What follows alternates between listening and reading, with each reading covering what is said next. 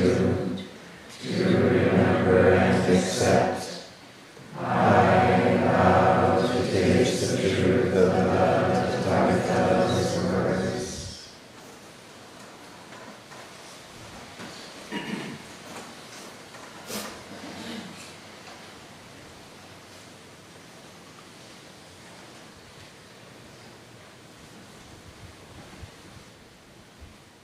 So good morning, everyone.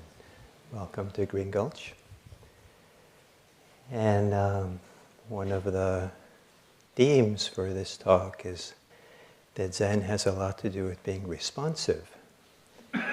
So it doesn't seem quite right that I just start off and talk about something without knowing who you are, something from you. How many of you are new to Green Gulch? This is your first time. Welcome. And how many of you are new to Zen? Like haven't really been to like a Zen thing before? A few of you, welcome. And how many of you have done a sesshin at Zen Center? That's impressive. Thank you. I did my first sesshin where he's sitting. That's the spot. I have all these memories. That was 46 years ago. And so here I'm back.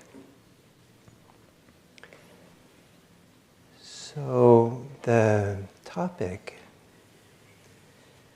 is around stimulus response. To pay careful attention to this area of human life, that there's a stimulus and then we have a response, can reveal some really profound aspects of life. It's kind of like one of the things that opens up into the Dharma world, for sure. And what makes it particularly poignant, that I want to emphasize today, is the pause between the stimulus response. The gap, or the space that can be provided between them. And we often need space in our life. We often need to pause our daily activities. And I imagine that for a number of you who are here today, it is Sunday. What it means is that it's not a work day, not a school day. And it's kind of a Sabbath day for many people. It's a day off. And human beings generally need days off, need times to pause, to regroup, to rest, to recover from the activity of work, for example. And the people who don't recover, people who just work 80 hours a week, we have examples now on national level of people who are working nonstop and causing seemingly lots of chaos. And so it worries me when people work nonstop without a pause. There's a lot of stress that builds up, a lot of cortisol that builds up, all kinds of things that build up. And there's not a chance for renewal. So here we are. Many of you have decided not only maybe it's your day off, but you've also decided to come here to Green Gulch. And Green Gulch and this amazing room, it used to be a hay barn, and now for probably 55 years or something like that, 54 years, there's been thousands and thousands of people who've come here to meditate in this room. And for me, it's filled with this Dharma atmosphere. And to come in here is partly maybe not only a pause from work, but maybe a pause from activities, values, orientations in our society that you'd like a break from, that you'd like to kind of pause and maybe come into a place where there's some stillness, where there's some kind of presence that represents different kinds of values that are often championed out in the wider popular culture. And so Sunday, Here we are. And this idea of a pause, this idea of a rest, the idea of refreshment, the idea of something deeper can well up from within, is one of the principles of Zazen. That is, Zazen is a phenomenal pause, in a sense, from the daily life busyness, running around, doing a lot of things. But not just the activities of the body, but it's also as a pause in the activities of the mind. And so the normal spinning of the mind, some minds are constantly going with thoughts of desires, thoughts of fear, thoughts of planning, thoughts of resentment, just spinning and spinning. And some people that pay attention actually say that they're exhausted by what their mind is doing. And it's nice to come to a place where that can somehow settle, quiet down. Some people will try to take a break by going onto their phone to look at news or their device, and that keeps activating a certain kind of mental activity which is not restful. And to come to a place where there's no devices for the most part here, and to let that part of the mind settle and quiet, it's a profound thing. So what we're doing is, there's a stimulus, the world, and there's a kind of a pause that happens here. And the pause has a profound opportunity. More often than not, it's not stimulus response, it's stimulus reactivity. That the ways in which we are responding to stimulus is an automatic pilot. It's out of habit, it's out of stress, it's out of automatic kind of just the reactivity that goes on. And if we live a stressful life, if we live a preoccupied life, if we live a life that's filled with desires of a particular type, particular kind of thinking, particular kind of orientation, and there's no pause before we react, we can make big mistakes. We could make mistakes socially with our friends. We can make it with our life in general. Some people, it doesn't take more than a few seconds to ruin a life. For many years, I would go once a year to San Quentin to visit a program there, where a group of about 30 men would gather to a year-long program, where something that arose out of this Buddhist practice was offered to them in a non-Buddhist way. But when they first would show up, these men, to do this year-long program, they would first ask them to add up how many years collectively, the 30 of you, do you have to serve? And the number would be something like 800 years. It was, a big number. And then they introduced him to the idea of, I think it was called the moment of danger, the time of danger. How long were you in danger of committing the crime that you committed? And that would add up for the 30 men, something like, for all of them together, something like 7 minutes. And they'd hold this contrast between 800 years in jail and 7 minutes is what brought them there.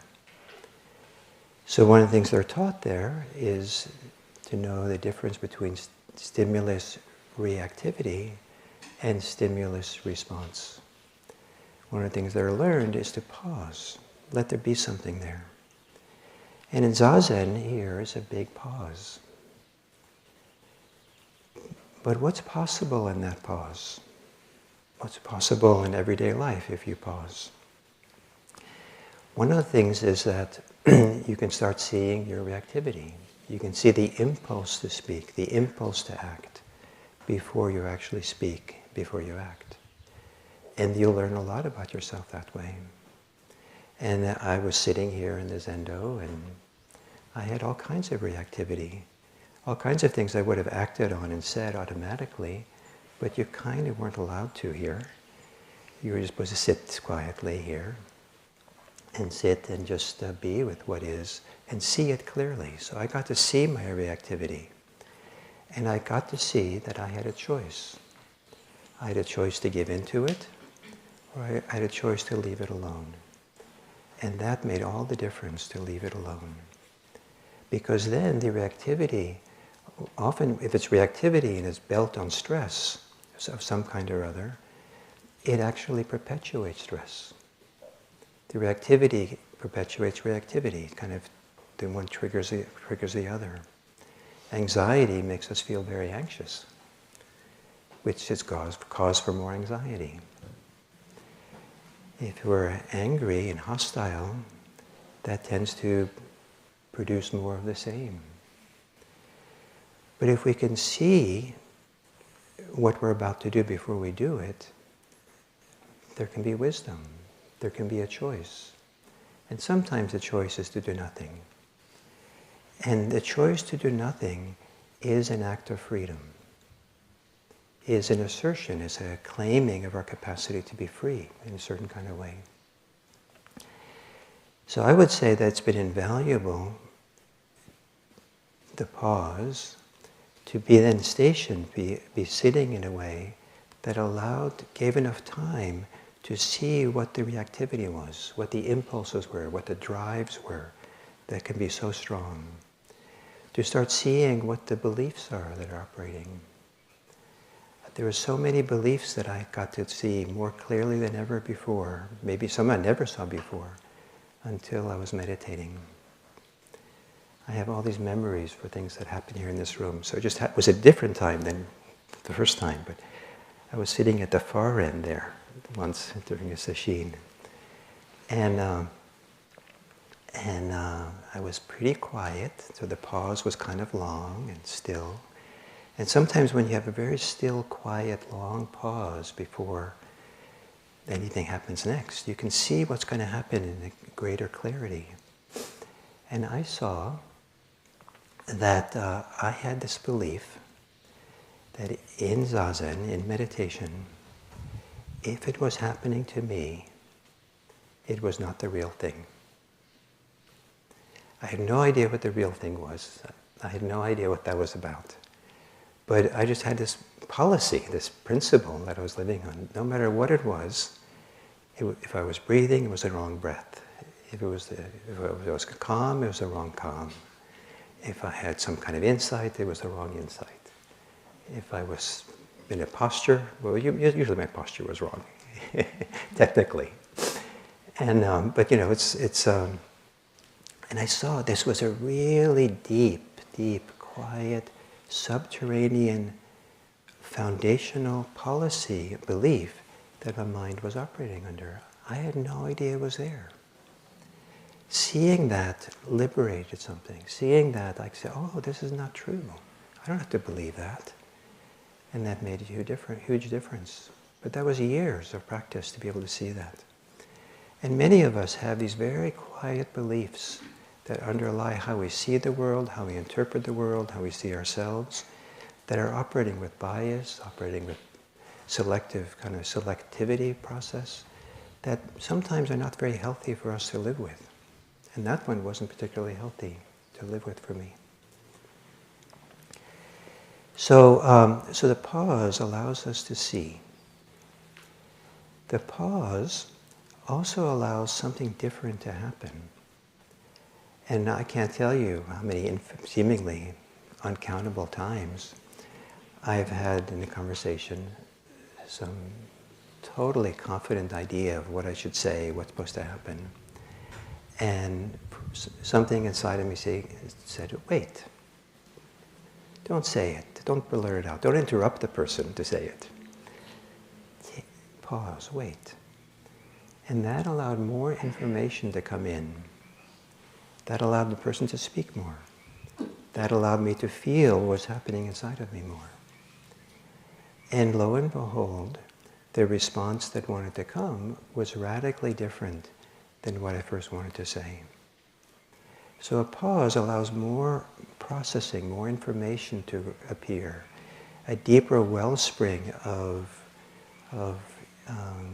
feeling, of knowing, of intuition, of memory, of association, all kinds of things that can come into play so that we can then respond more wisely. To have a pause between stimulus and response also allows for something very profound to happen. And this, I think, is kind of one of the hearts of Zen practice. And that is, one way of understanding Zen is all to do about the response that arises from deep within. That Zen is not about attainment. It's not about some particular privileged understanding. It's not about some privileged kind of wonderful meditative state of being. But rather it's an expression that wells up from within, that comes from a source, comes from a way of being that's radically different than the kind of what arises out of stress, what arises out of anxiety, what arises out of greed, hate, and delusion, that arises from the intellect overthinking things and conceptualizing about things. And so the pause is a chance for something deep from within to well up. And what is it that can well up? What is there that can happen? Well, first we have to appreciate more the pause. What stops? What can be kind of the fullness of that pause of what's possible? So I evoked at the beginning of this talk that today is Sunday here, in this part of the globe. And but Sunday, I mean, like, what is that? It's a convention that we're kind of sharing, so we know to come to Green Gulch today. And it was really eye-opening for me to train at the Zen Center Monastery at Tassajara in many ways. But one fascinating thing was that they didn't operate on a 7-day week. There's other weeks can be different lengths. And at Tassajara, the week was 5 days. We worked for 4 days and then have a day off. And we didn't, and because then it was, it wasn't following the 7-day. It wasn't like we were off every Sunday. So we had to figure out the different name for the day. So that day, the days off were called 4 and 9 days. So any day with a 4 in it was off, and any day that had a 9 in it was off. And then we kind of work in between. And so at Tassajara, I wouldn't even know sometimes what days of the week it was, because the days of the week was irrelevant. And so the word Sunday, like that's just, I kind of knew what the word meant, but I couldn't point to you. I couldn't tell you when the next Sunday was or what day of the week it was. It was a 3-day. It was a 4-day.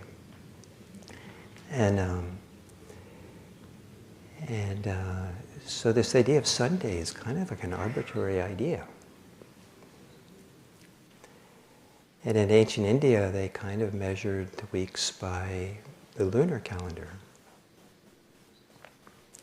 But there was a time when this globe of ours, this earth of ours, didn't have a moon. So I guess there was no one around then, but there would be no lunar calendar to go by. So even that, is kind of like provisional. So what is, without the words of the week, without the dates of the calendar, without the moon with its rhythm that it has, what is the original day?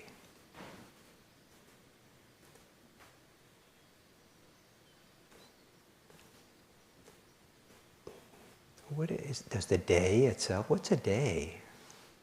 Does the day care if it's Sunday?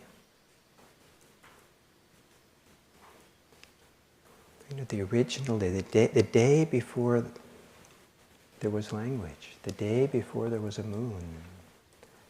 What is that like? And so there's something about mind getting quiet and still, this long pause, where we're no longer operating through the lens of a lot of ideas we have.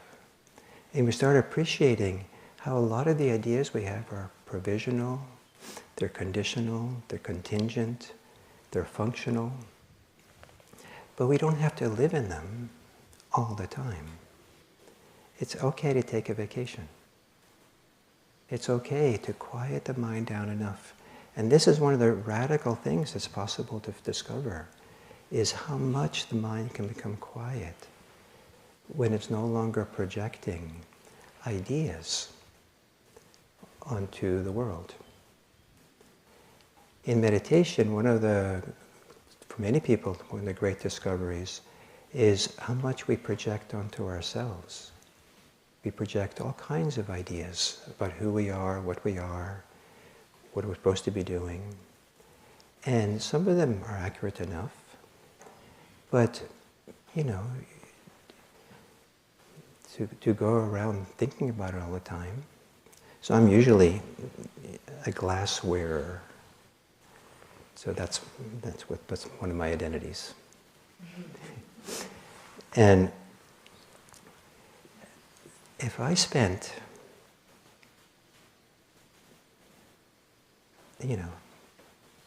6 hours a day thinking about myself as a glass wearer, not a very good glass wearer, I could be a better glass wearer.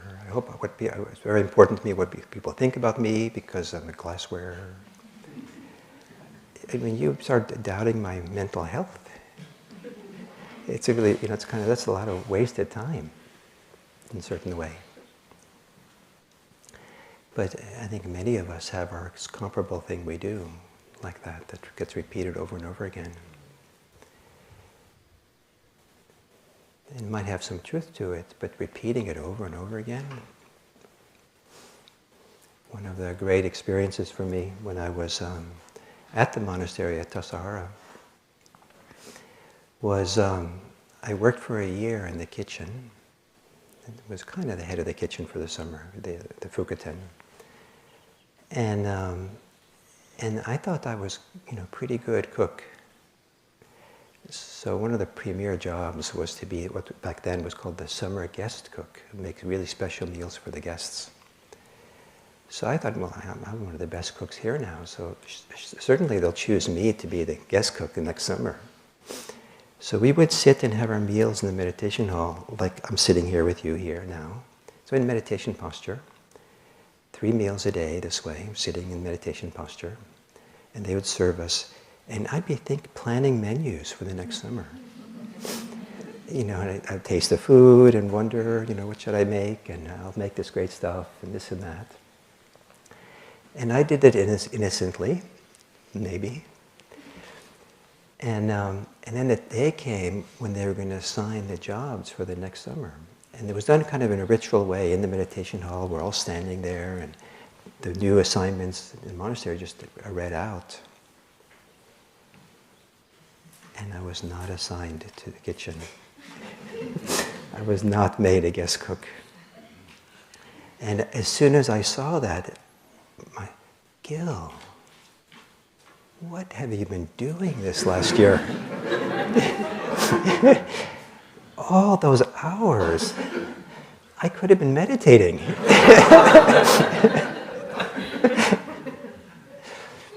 So this repetition, being caught in something and, on and on and on. So to have all that stop, go quiet. We're allowed to have a vacation from our thinking. We're allowed to have a sacred pause where we're not seeing our life through the lens of all these thoughts, ideas, some of them inherited from our society, family, religions. We can let it all go. And what happens? So that's an extended pause. And what is available? What happens then? And this, for me, was the remarkable thing about Zen practice, was that's not just a blank. From deep within, something wants to come out, something wants to be expressed. And when it first started occurring to me, the best way I could say to myself was that just like a dancer dances to express themselves, just as a painter paints to express themselves, that's what's the expression coming out of them. So I sit zazen to allow some depth inside of me to come out. I was making room for something that was profound. And so the fact that we don't have no Sundays anymore in zazen, deep zazen, because Sunday falls away. The fact that I'm no longer a glasses wearer in deep meditation, because that's no longer relevant. How much can fall away? How much are you willing to see that allow for an extended, and I would call it sacred pause, sacred quiet, so that whatever stimulus there is, maybe there doesn't have to be a response. It's wonderful to be here in the Zendo early in the morning, like I was this morning. And they ring these bells. The first sitting in the morning, there's all these bells and drums and sounds. The soundscape of Zen is fantastic. And it's sitting in meditation and have these sounds occur without a reaction, without a response. To have a thought arise, and it's just a thought that arises and floated away. No reaction, no response. It doesn't get picked up, doesn't get there's no need to accept it and no need to reject it. It's just a thought. To have a feeling arise, let it be. There doesn't have to be a reaction. There doesn't have to be a response. It's what arises in the sacred pause, the sacred space. And it turns out that there's something very profound that wants to be born inside. Something very profound that can be expressed. Sometimes in Mahayana Buddhism, it's called Buddha nature. Sometimes in Zen, they talk about opening a Dharma gate for repose and bliss, joy and delight to come flowing out. Sometimes they talk about it as your original face, kind of like I was talking about the original day. Or they say sometimes your face before your parents were born. Isn't that kind of crazy idea? But I love it. And have you ever tried without a mirror, just like you can do now? Take a good look at your face. Most of you probably can't look at it. I can see the tip of my nose, but that's about it. But my face is kind of invisible. There's a kind of I try to look at it. It's kind of like I know I have a face. I'm not that ignorant, but I try to look at it and nothing to see.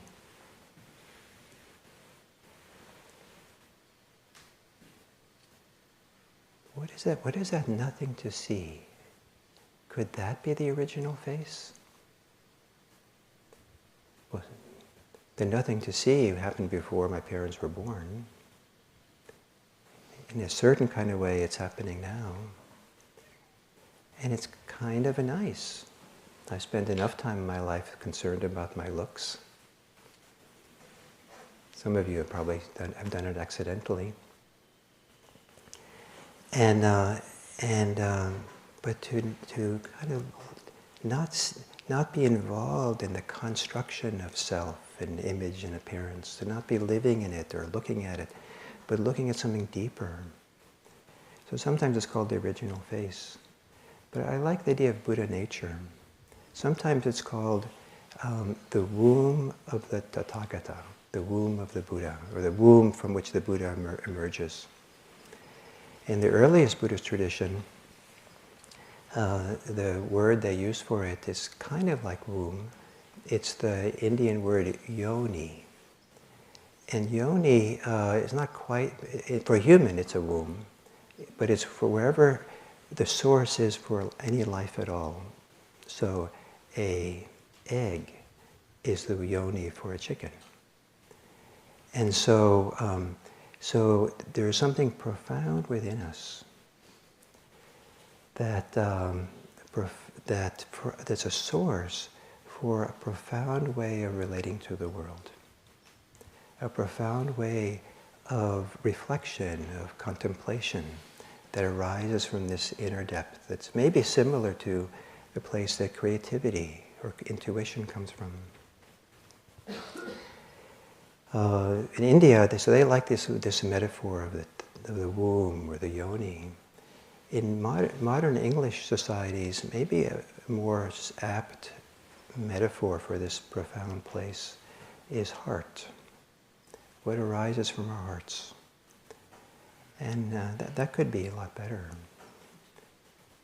We can, in this sacred pause, we can have an empty mind, but a responsive heart. But maybe it's even deeper within us, the source of some kind of thing. In the early Buddhist tradition, the simple way in which they talk about this is that there's a distinction between what is wholesome and what is unwholesome.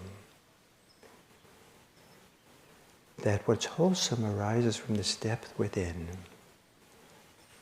There's no ego involved, there's no self-assertion involved, there's no attachment to self involved, there's no clinging involved, there's no greed, hate, and delusion involved, there's no anxiety involved. This profound place of well-being, of settledness, of being at home in. And from there, something comes. And that's where the responsivity of Zen is. That Zen is an activity more than anything else. An activity that is the enactment or the expression or the fulfillment of this deep source within. And that's available here all the time. It's here. But we don't realize it because we're kind of preoccupied.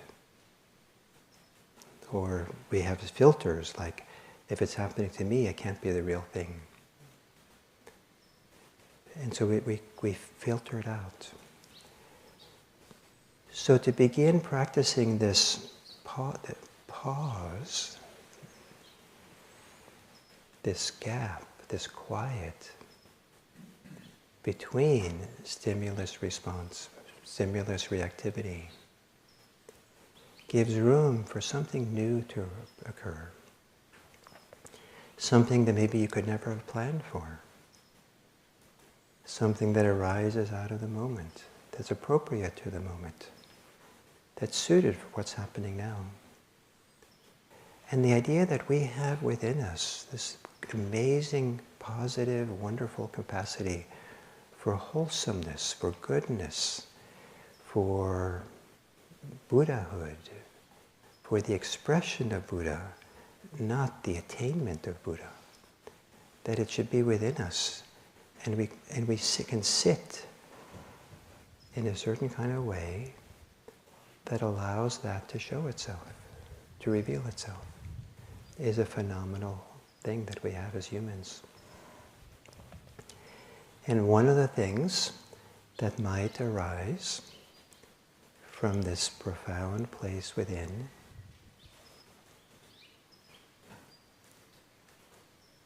is to call today Sunday.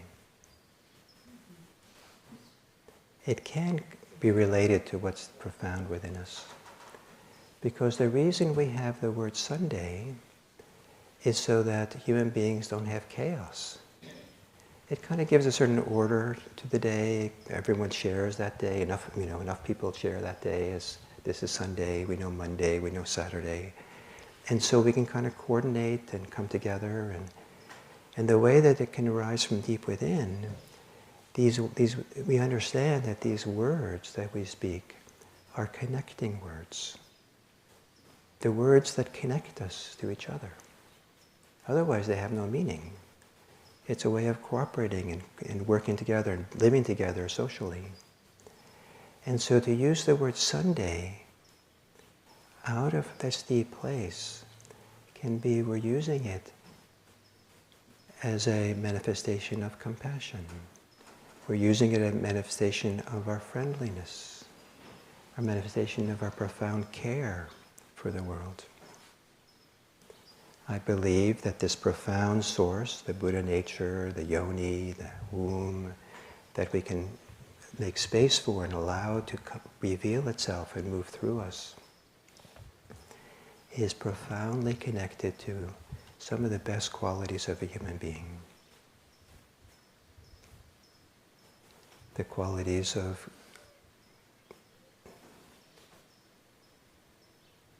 friendliness, kindness, the qualities of respect,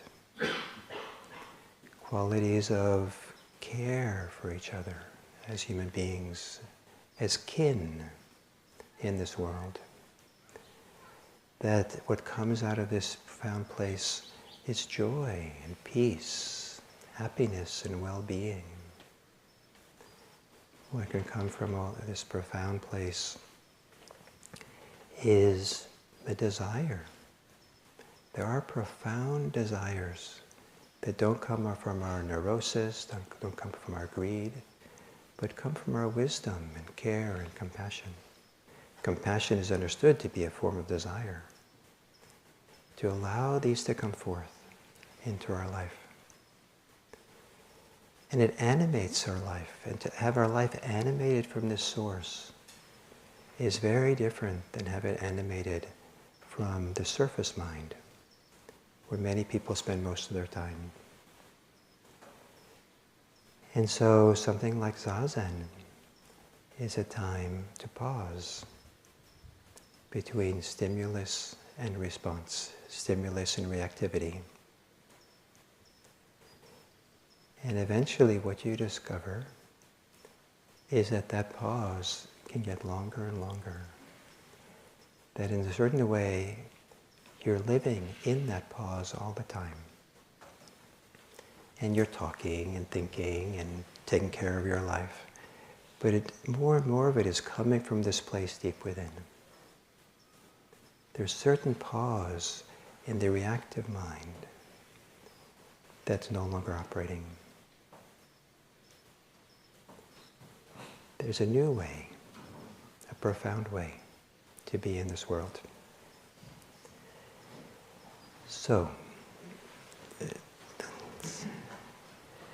I think that the idea is now to take some time for questions. Is that right? We have time for that? Okay.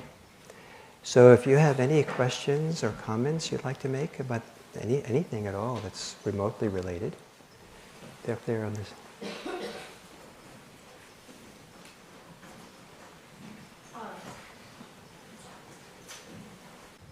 Thank you. So I, in my personal life, am struggling with hope and what is just the state of our country on a societal level as well. And maybe I'm too attached to the idea of hope, but I'm wondering, in the spirit of the pause, what is the relationship to hope?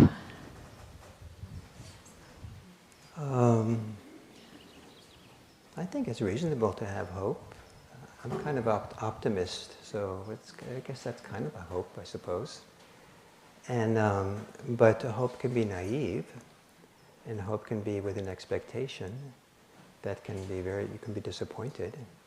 And hope can be passive, where we just hope someone else is going to do it for us, fix it for us. And I think one of the principles of Zen, don't wait for anybody else. That the world begins with you. And if you want to live in a different world, start with yourself. And I hope you can. Thank you.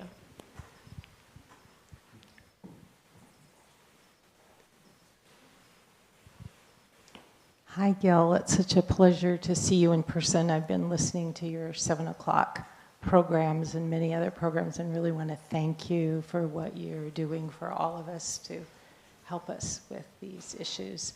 One thing that I've been thinking about, which in our world here that I've learned about in the San Francisco Zen Center, is the very deep place of vow.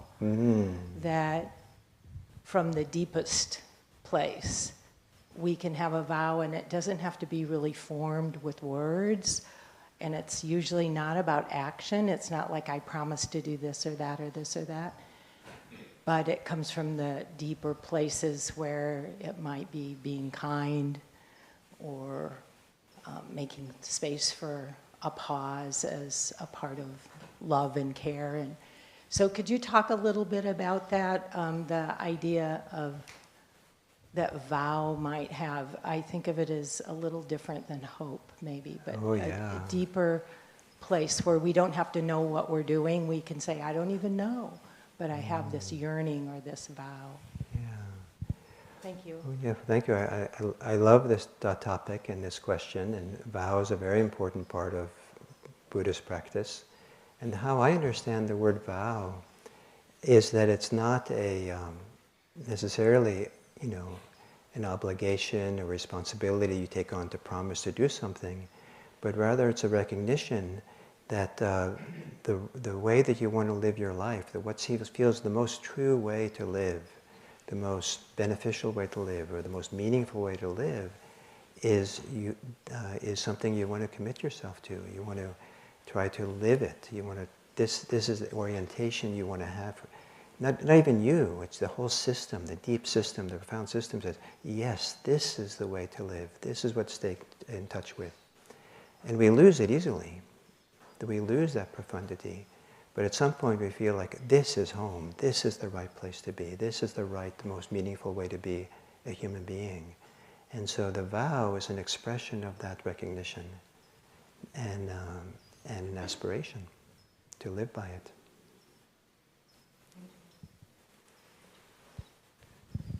I want to thank you for your beautiful translation of the Dhammapada. Could you stand so I can see you? If you don't, I'm sorry, if you don't mind. Is it possible? So oh, you're handicapped. Okay. Well, then I'll listen.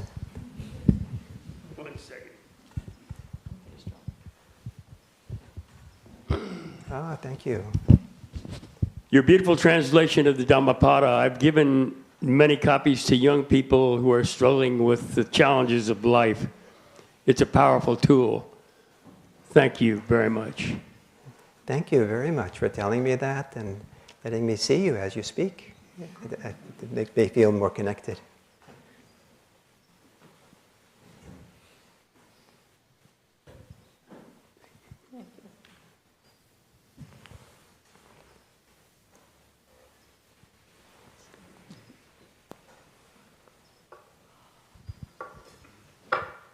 Thank you so much. I have a lot of trouble with the first vow, the vow that says, beings are numberless, I vow to save them. Because I don't feel I can save anyone. I'm not sure I can save myself.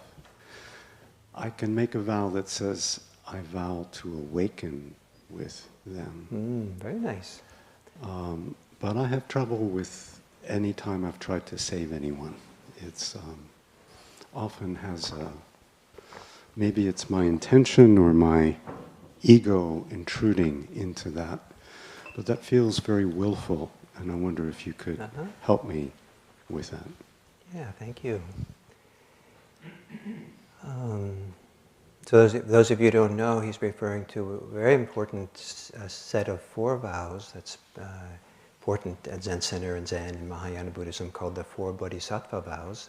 The first one is, beings are numberless, I vow to save them all. I think literally it means to cross them over. Save in English has very, kind of Judeo-Christian culture has a very strong overtones. But I think the original was to cross over the floods, cross over to freedom. And So this idea that we have a profound source within means that for each of us, it's our own source. Trust it.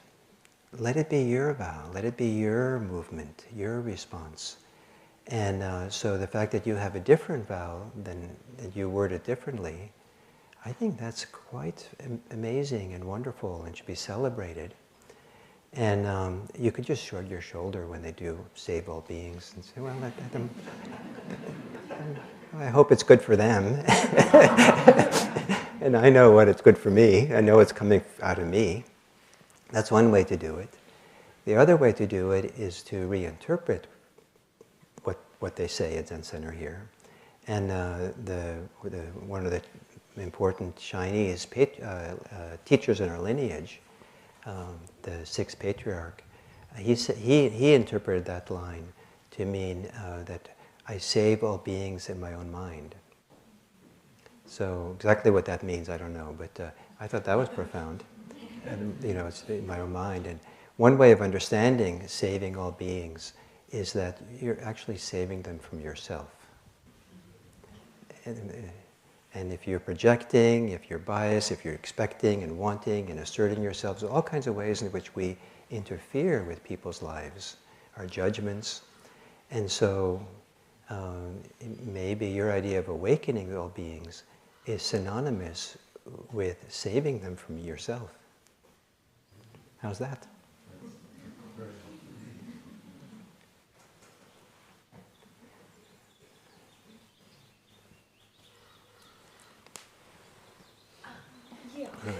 Oh. You can hand it to the person after you're done. Okay. Did you want to go first? Okay. I guess I was just curious, because I think for a lot of people, like, accessing that space is a difficult thing to do. And, the reactivity is so ingrained in us. And just how, do you have any suggestions for how to begin to find that space? Or to begin to, be able to create enough pause to not react. I think you have to figure out some way, on a regular basis, have these sacred pauses. Mm-hmm. And I use the word sacred as an evocative word. Maybe you don't like the word sacred, but as an evocative word in some special way, not an ordinary pause, but it's something pause that carries greater meaning or value or connectivity for you. So, some people in Buddhism, going to a meditation seat is kind of sacred or special. Like, that's a place where that's a whole different kind of pausing happens here than if it's simply pausing, drinking a cup of tea, mm-hmm. as I have tea, or go for a walk around the block to cool down from my whatever's going on. But in a regular way, have this kind of sacred pause. And so meditation is one possibility. Sometimes I call it contemplative space. Give time for contemplative space. And the other thing is that's valuable to do for some of us is get an overview of your day, of your life, and decide whether you really need to do all the things you're doing. And maybe a wise contemplative life that allows this possibility to surface, you actually should do less than you're doing, which is a kind of a offending thing to say in the way our society is run these days. Thank you. Hi, I'm Jennifer, and I often listen to you 5:30 in the morning, the Dharma talks on Dharma, I forget what you call it, .org. Audio Dharma. AudioDharma.org. Thank you for that. And in 2018, I dove into Buddhism to help me navigate. I was really ill. It was wonderful. There were some phrases. There was a phrase that Sharon Salzberg came up that really resonated for me. And I learned that I suffer myself. There's more harm with my thinking than the outside world. And so I had to really quiet my mind. And I did it with walking meditation and Tai Chi and a lot of meditation, just simple sitting. once I got my mind quieted. So, see, what the phrase was, may I be safe from inner and outer harm. That's the biggest one. And then may I be happy and feel joy, not only my joy, but other people's joy. And 3, may I be healthy and strong. And 4, may I be at ease. And so I would just chant that over and over again. It was really quite helpful. Fantastic. So what And the 4 Brahma Viharas really helped me through. The loving, taking care of myself, loving myself. And through all of that, I pulled through it.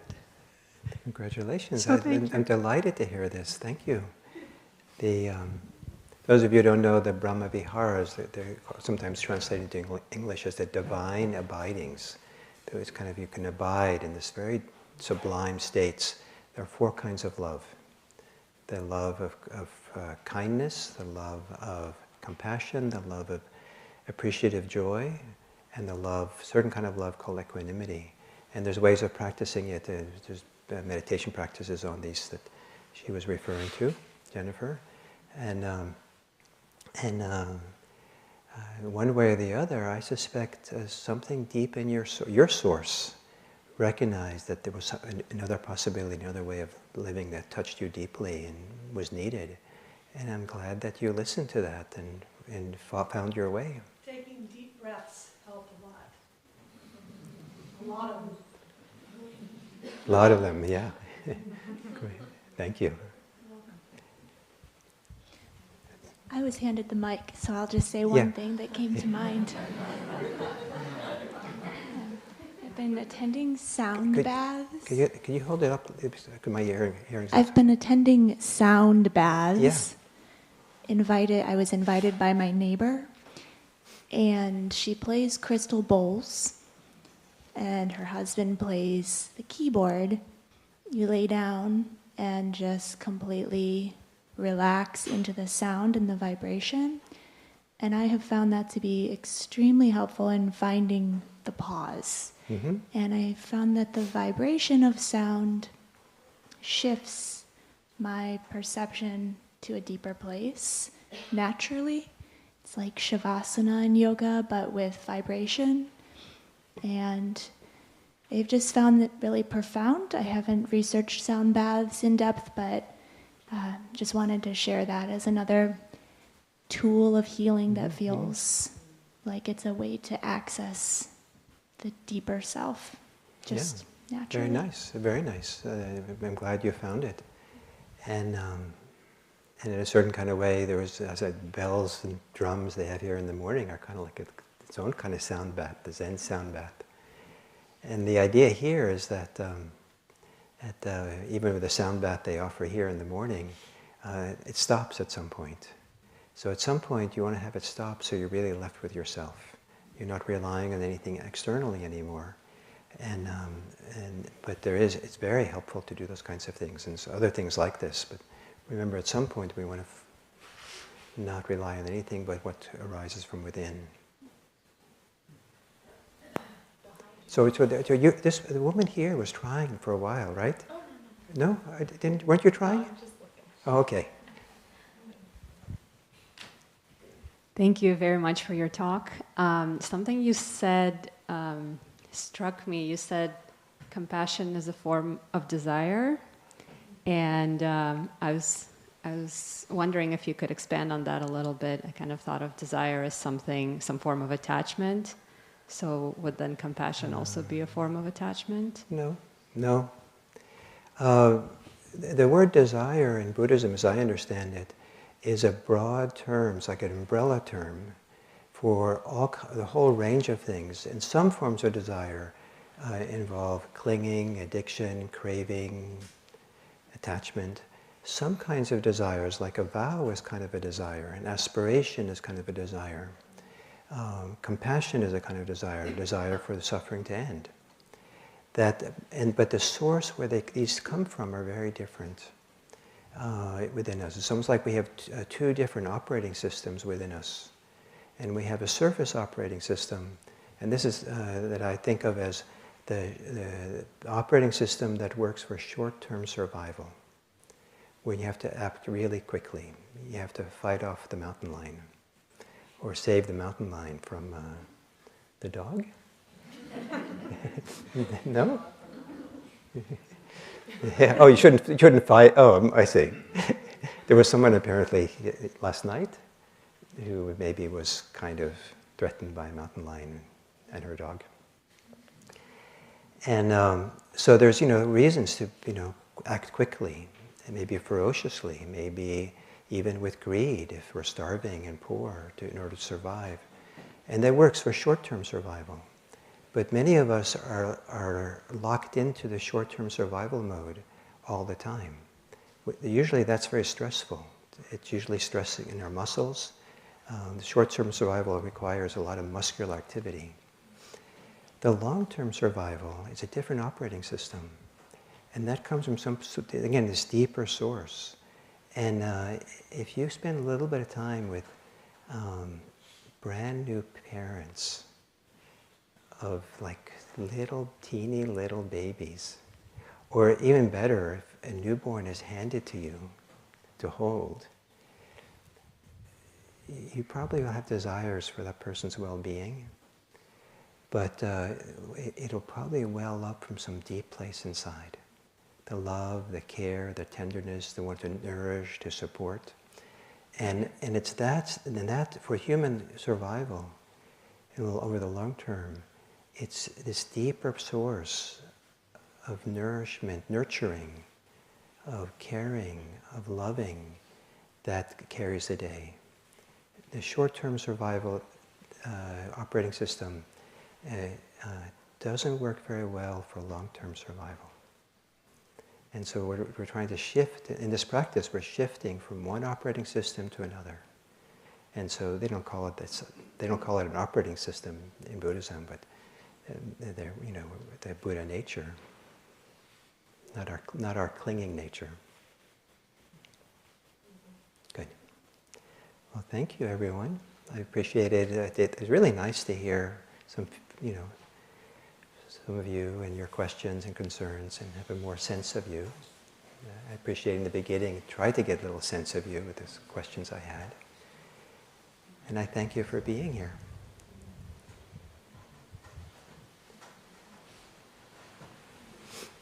Oh, I have to wait. Because you ring the bell, right? Yes. Yeah, so. Right now.